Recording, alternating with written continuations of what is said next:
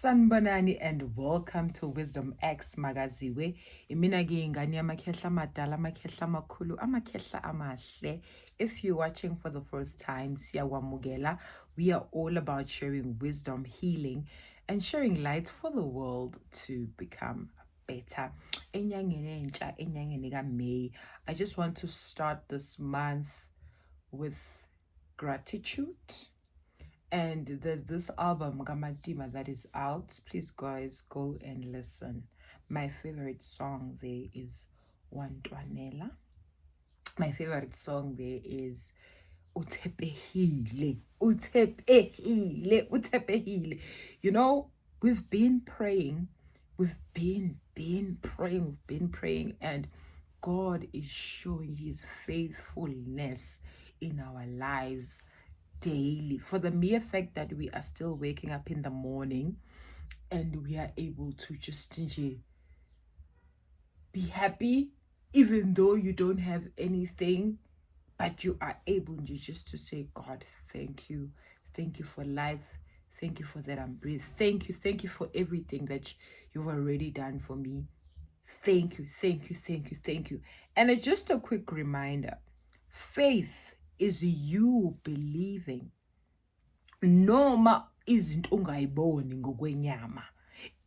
Faith is you believing that God has done it for you in the invisible. Osukunenhlanhla ke mangabe uNkulunkulu sekakubonisile behind the scenes. But wena ongakakubonisi behind the scenes, ngiyacela continue to keep the faith alive, because of God is fighting for you behind the scenes.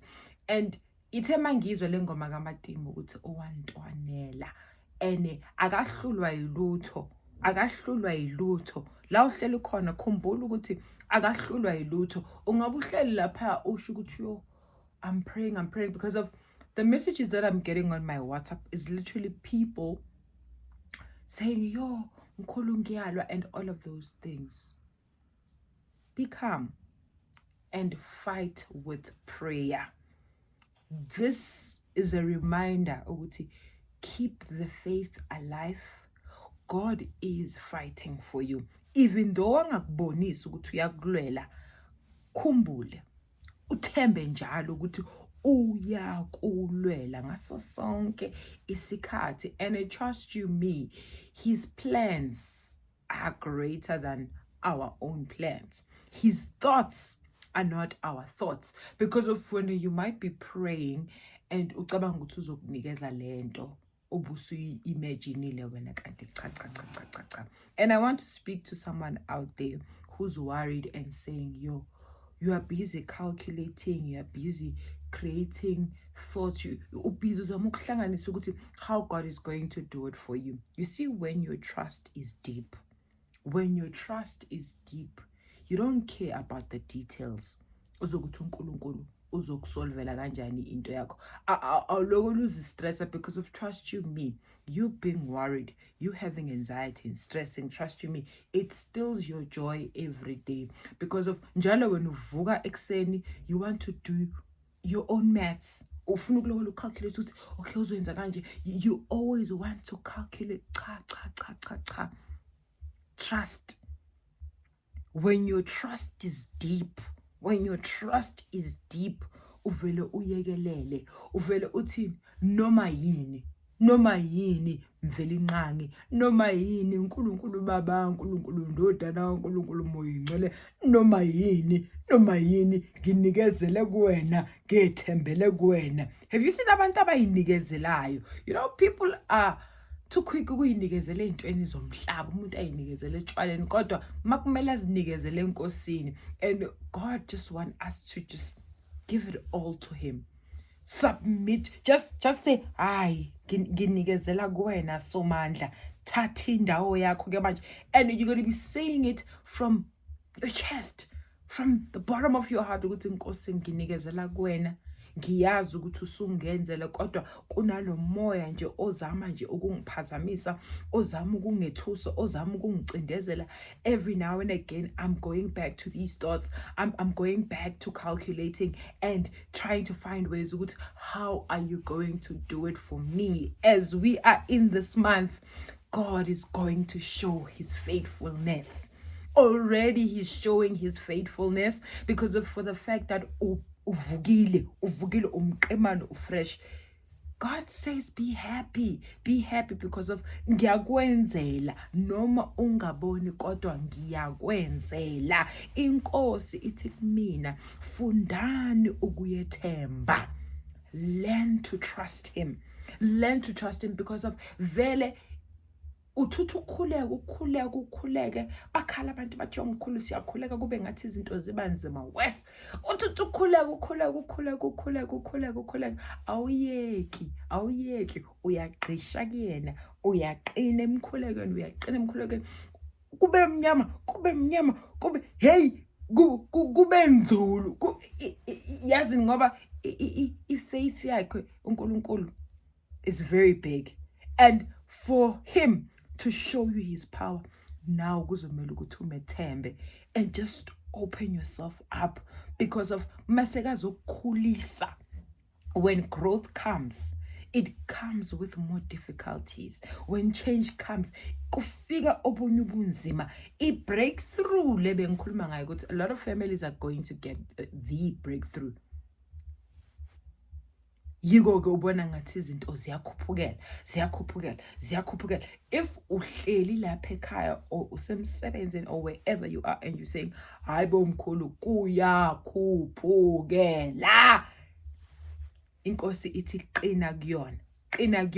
Noma usubona ukuthi amandla wakho uyawubona amandla akho ukuthi angisenawo amandla. Khuluma uthi akube wena ke Nkosi ngoba mina ngathi ngiyakhathala. Phakama ke manje emveli inqangi. Ngiphakamele ke manje. Say that in all of your prayers. Say that ukuthi ngiphakamele umbone umveli inqangi akuphakamele. In this new month, may God bless you. May God be with you. May God kill all these spirits, these negative energies that are trying to destroy you, and not physically but destroy your mind because of if ubulawe umqondo ngisasho namhlanje, if your thoughts are not positive, if your thoughts are not right, trust you me, you've lost the day. So if we can fight ukuthi njalo ekseni masivuka umoya engcwele ukuthina, sivuka sikhuleka sicela ukuthi Nkosi vunguza ke manje, phila ngaphakathi kuthina. Siyazi Nkosi ukuthi ususenzele, sinikeke inkonzo yokubekezela, sinike inkonzo yokuthula Nkosi, sithi noma sengaziboni izinto esiyicelile ngokwenyama kodwa siyazi ukuthi ngokomoya sesizitholile. Baba siyakubonga, baba siyakuthanda, Nkosi, dali wezulu nomhlaba, kuyona lenyanga. Let everybody get a breakthrough. And let it be a start. And i-breakthrough mayifika, hayi ukuthi uNkulunkulu uzovela athi poof. Our situations are different.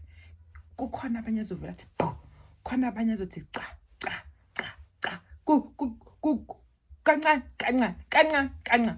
Kancane. And you only lose the battle if you stop praying. So do not stop praying. Mawusacindezelo, masobona ukuthi kuba mnyama kakhulu, hlala kuyena. And I know people will be crying ukuthi anginalutho, hlala kuyena noma unganalutho njalo, hlala kuyena because of you are stripped everything away because now you are being tested. Remember, ulwa nabantu because of you are being tested. And uNkulunkulu ufuna uloko ukhuleka uyinikezela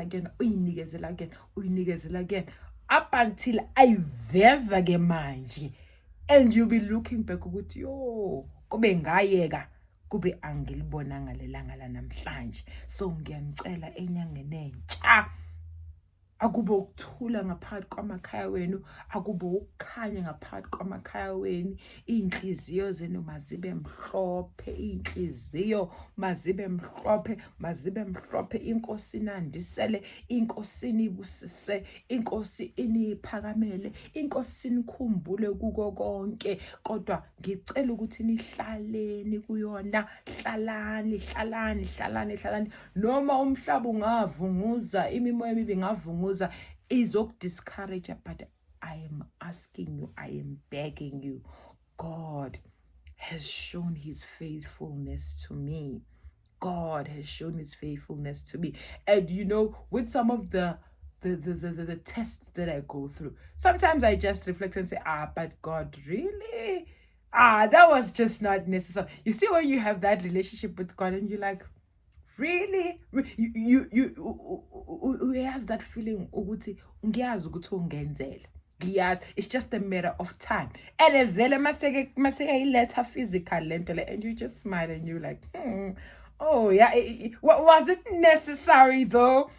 It's like me now saying, awu Nkosi, uyazi ukuthi ngiyakwethemba, uyazi athi kodwa bengisafuna ukuthi ujule kumina, ngoba trust you me guys, mawungakufaki in a situation where you feel ukuthi yo, I've hit rock bottom, I'm just stripped up, but mawungakafiki lapho, siyeze sakho isimo, siyeze sakho isikhathi where he will just strip everything. Avume nje ukuthi everything must be stripped out of you.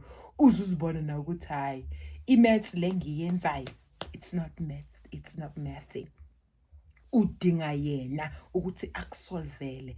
And lastly, when the trust is very much deep, if you deeply trust him, you don't have to care. You don't have to care about the details of how he is going to solve your situation. Ngiyanithanda bakwethu.